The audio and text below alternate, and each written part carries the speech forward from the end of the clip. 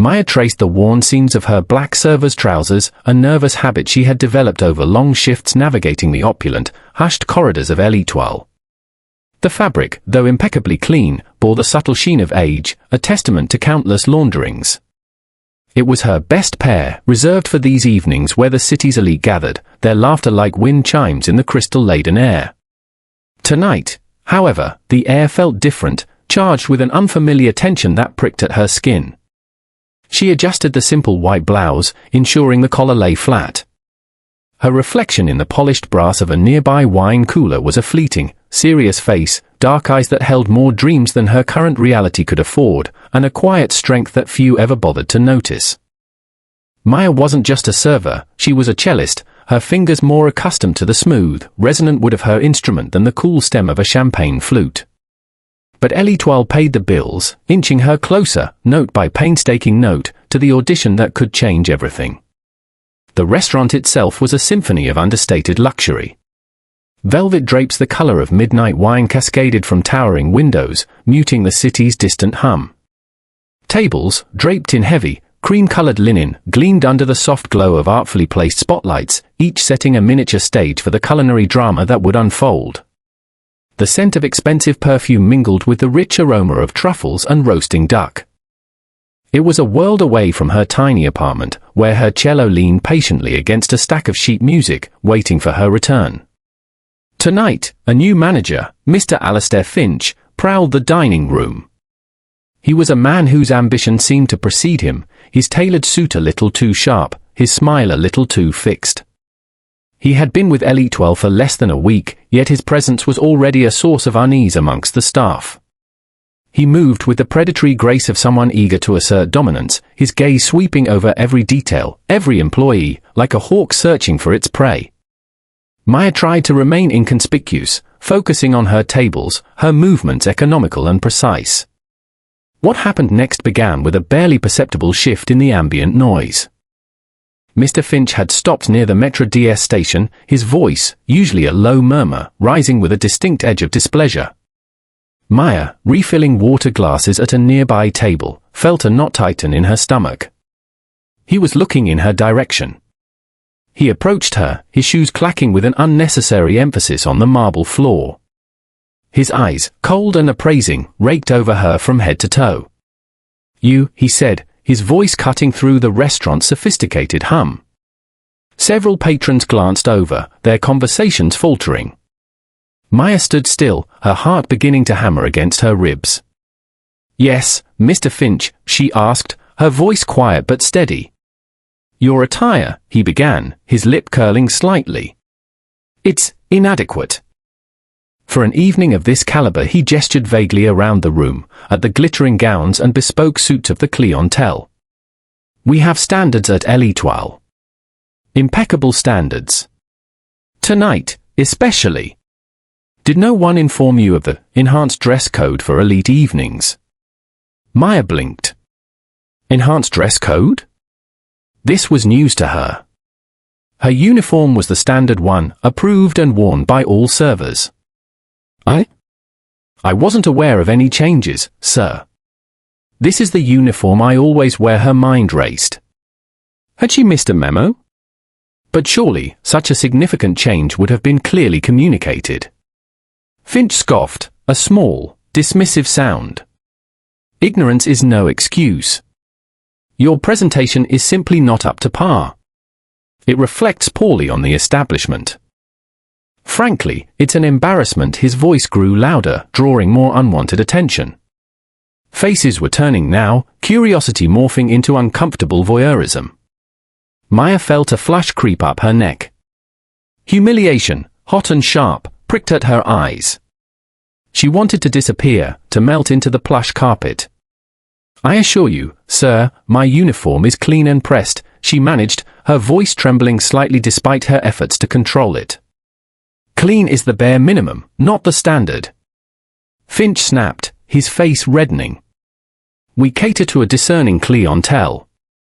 They expect perfection, in every detail. Your faded trousers and less than crisp blouse are an insult to them, and to me." He leaned in, his voice dropping to a conspiratorial, yet still audible, hiss. Your kind of presentation doesn't belong here.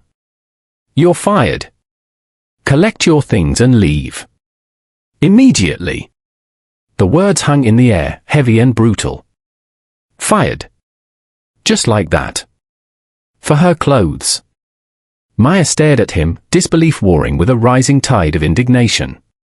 She saw the satisfied glint in his eyes, the almost gleeful assertion of power. Around them, a shocked silence had fallen.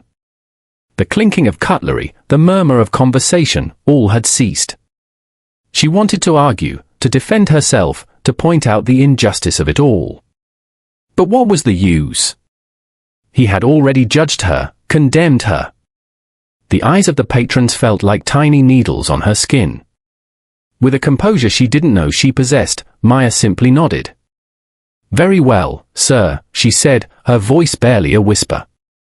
She turned, her shoulders straight, and walked towards the staff area, each step an agony of public shame. She could feel Finch's triumphant gaze burning into her back.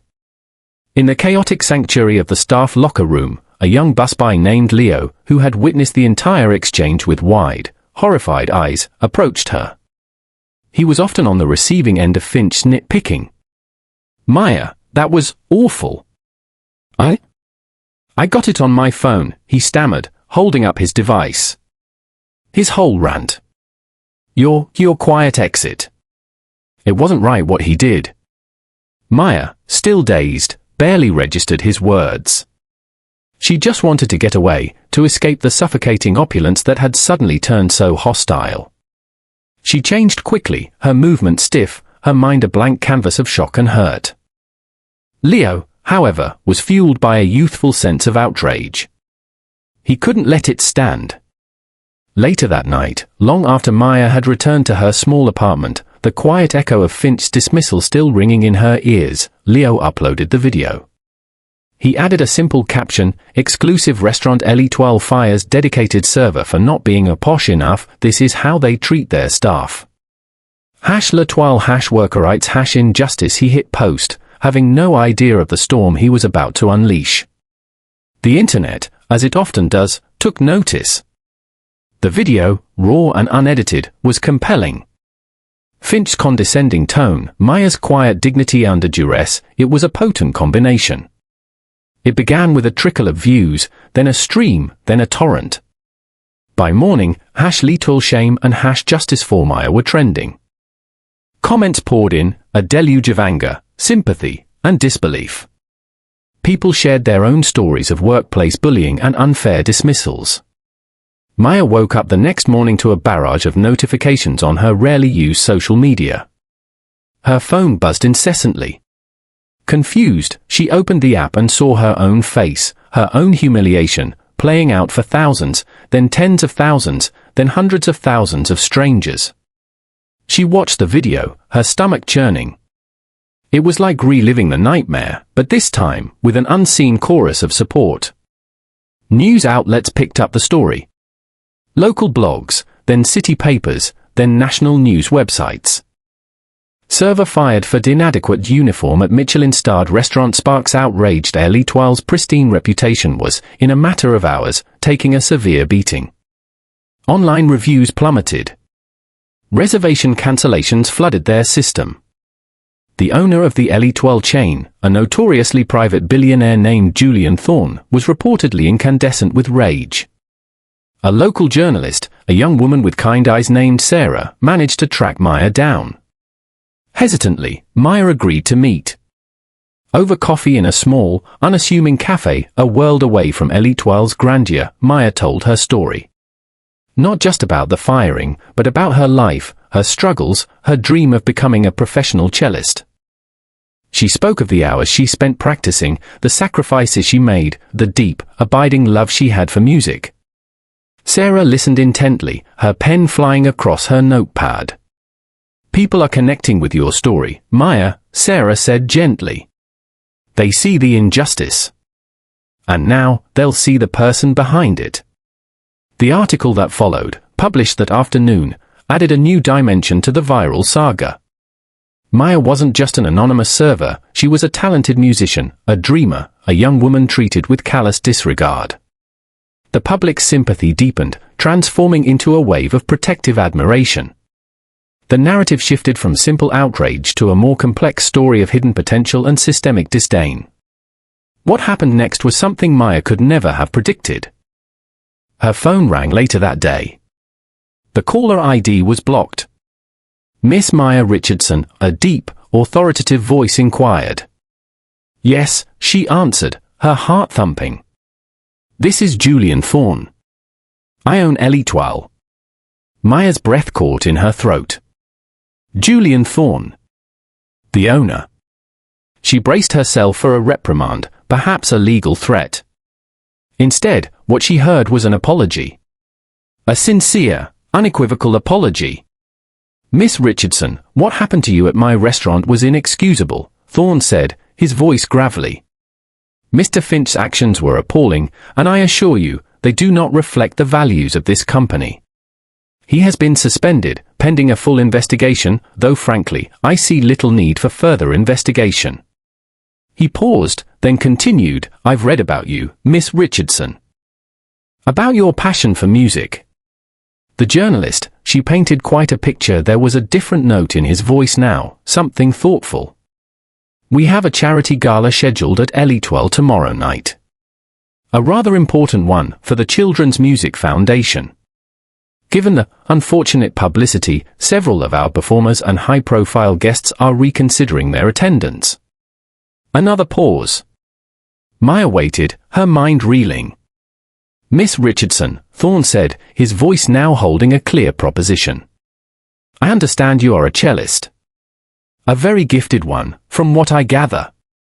Would you consider performing at the gala? As our guest of honor, of course. We would offer you a generous performance fee, and l'Etoile will make a substantial additional donation to the Children's Music Foundation in your name. Maya was stunned into silence. Perform? At l'Etoile? The place of her deepest humiliation? It felt surreal, impossible. Yet, the opportunity, it was a lifeline, a spotlight, a chance she had only dreamed of. And for a cause so close to her heart. I don't know what to say, she stammered. Say yes, Miss Richardson, Thorne urged gently. Help us turn this unfortunate incident into something positive. Show them what true talent looks like. And so, Maya said yes. The following evening, Maya stood in the wings of a makeshift stage erected in l'Etoile's main dining room. The restaurant was transformed. The usual tables were replaced with round banquet settings, and the room buzzed with an energy that was a mixture of excitement, curiosity, and apprehension.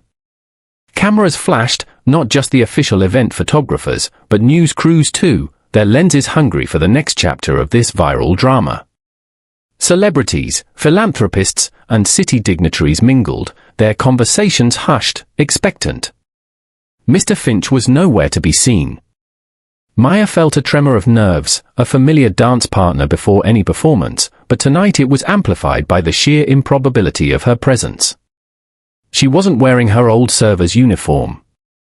Instead, she was clad in an elegant, midnight blue velvet gown, a loan from a sympathetic local designer who had read her story and reached out. It shimmered under the lights, making her feel like a different person, or perhaps, more like the person she was always meant to be. Her cello, her faithful companion, rested beside her, its polished wood gleaming. Julian Thorne approached her, his expression a mixture of gratitude and anxiety. Are you ready, Maya? He asked, using her first name. She nodded, taking a deep breath. The world is watching, he added, not unkindly. Show them. She walked onto the stage. A hush fell over the room, so profound she could hear the faint whisper of the air conditioning. All eyes were on her. She saw the curious faces, the skeptical ones, the supportive ones. She saw the news cameras, their red lights like unblinking eyes. For a moment, the memory of Finch's sneering face, his cutting words, threatened to overwhelm her. Then, she looked at her cello. She drew the bow across the strings, a single, resonant note that seemed to absorb all the tension in the room. And then she played. She played Bach, a saraband so full of sorrow and longing it seemed to weep. She played for, an elegy that soared with a melancholic beauty. She poured all the hurt, the frustration, the quiet defiance of the past 48 hours into her music. Her fingers, usually so precise in their service, now danced over the strings with a passionate grace, coaxing out a sound that was both technically brilliant and profoundly emotional. The music filled the opulent room, silencing the doubters, captivating the onlookers. It was a lament, a cry, and ultimately, a song of resilience. When the final note faded, a thick, palpable silence hung in the air for a heartbeat. Then, it erupted. A wave of applause, thunderous and sustained, washed over her. People were on their feet, their faces alight with admiration, some with tears in their eyes. Maya felt a warmth spread through her, a sense of release so profound it almost buckled her knees. The host of the gala, a celebrated actor known for his philanthropic work, stepped onto the stage, his own eyes shining. He took the microphone, waiting for the applause to subside. He looked at Maya, a genuine smile on his face, then turned to the assembled guests, to the cameras, to the world watching. "Ladies and gentlemen," he began, his voice clear and resonant, carrying to every corner of the room. He paused for effect, his gaze sweeping over the audience before returning to Maya, who stood, cello by her side, bathed in the warm spotlight. Then, he delivered the sentence she would never forget, the words that would echo long after the night was over: "Talent, ladies and gentlemen, has no dress code." The room erupted again, this time with cheers and whistles mixed with the applause. It was a moment of pure, unadulterated triumph. Maya felt a single tear trace a path down her cheek, not of sorrow, but of overwhelming gratitude and vindication. In the days that followed, the repercussions for Mr. Alastair Finch were swift and decisive. Julian Thorne, true to his word, officially terminated his employment. L'Étoile issued a comprehensive public apology, not just for the incident itself, but for the underlying culture that might have allowed such behavior to occur. They announced mandatory new training programs for all staff, focusing on respect, dignity, and recognizing unconscious bias. The restaurant's image, though battered, began a slow process of repair, largely thanks to the goodwill generated by Maya's performance and Thorne's handling of the aftermath. For Maya, the gala was a turning point. Offers began to pour in. Small classical labels, intrigued by her story and captivated by recordings of her performance that quickly circulated online, expressed interest. Music academies offered scholarships for advanced studies. Invitations to perform at other prestigious events arrived daily. The Children's Music Foundation received not only L'Étoile's substantial donation but also a surge of public contributions inspired by Maya's connection to their cause. She felt a lightness she hadn't experienced in years. The weight of her daily struggle, the quiet desperation of making ends meet while chasing an elusive dream, had lifted. She was no longer just Maya, the server who was unjustly fired. She was Maya Richardson, the cellist whose music had touched hearts, whose story had sparked a conversation. There was a profound sense of vindication, a quiet triumph that settled deep within her soul, more satisfying than any applause. She often thought of Finch, not with bitterness, but with a kind of distant pity for a man so blinded by superficiality that he couldn't see the person standing right in front of him. Maya's story, amplified by the digital age, rippled outwards, far beyond the gilded walls of L'Étoile. It sparked a broader conversation about classism in service industries, about the dignity of work, and the pervasive, often unconscious, judgments people make based on appearances. On social media and in online forums, other service workers felt emboldened to share their own experiences of mistreatment or microaggressions, finding solidarity and a collective voice. The #talent-has-no-dress-code became a rallying cry for recognizing worth beyond the superficial. The stark contrast between Maya the inadequately dressed server, dismissed with such casual cruelty, and Maya the acclaimed cellist, captivating an audience of an elite she supposedly wasn't fit to serve, was not lost on anyone. L'Étoile, humbled by the experience, began to implement initiatives to support local artists, offering it space for small concerts and exhibitions, a tangible effort to make amends and foster genuine community connection. The incident became a case study in corporate crisis management, but more importantly, a human story of unexpected grace. The core themes of her journey resonated deeply: the hidden potential that so often lies dormant beneath an unassuming exterior, the corrosive nature of prejudice and snap judgments, and the incredible power of a single voice, amplified by community, to challenge injustice. Maya, unintentionally, became a symbol of resilience, a quiet hero whose dignity in the face of humiliation had ignited a powerful response. She learned that vulnerability, when shared, could become a source of immense strength, not just for herself, but for others too. In the months and years that followed, Maya's life was irrevocably transformed. She accepted a scholarship to a prestigious conservatory, honing her craft under the guidance of world-renowned musicians. Her debut album, Resonance, featuring the pieces she played at the gala, received critical acclaim. She toured, not in grand, impersonal stadiums, but in intimate concert halls where the connection with her audience felt real and immediate. She never forgot where she came from, the feel of worn fabric, the sting of unjust words.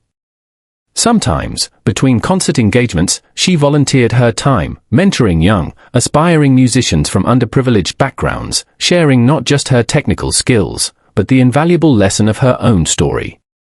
What happened to Maya serves as a powerful reminder to us all. It teaches us that we must never judge a book by its cover, for true worth lies not in the crispness of a blouse or the label on a suit, but in the content of one's character and the passion in one's soul. Talent, indeed, has no dress code, and brilliance can be found in the most unexpected places, often hidden in plain sight, waiting only for a chance to be seen, to be heard. Every individual, regardless of their station or appearance, deserves to be treated with respect and dignity. The world is full of Mayas, individuals with untapped potential, with dreams quietly nurtured in the face of adversity. It is up to us to create a world where such talent is not dismissed because of a faded uniform or a quiet demeanor. So, share this story. Let it be a catalyst for conversations in your own circles. And the next time you encounter someone, before you make a judgment based on what you see on the surface, pause. Remember Maya. Remember that within every person lies a story, a depth, a potential that might just surprise you. Look deeper. Listen harder. And if you witness an injustice, however small it may seem, find the courage to speak up. Because one voice, one act of kindness, one moment of seeing beyond the superficial, can change a life. It can change the world.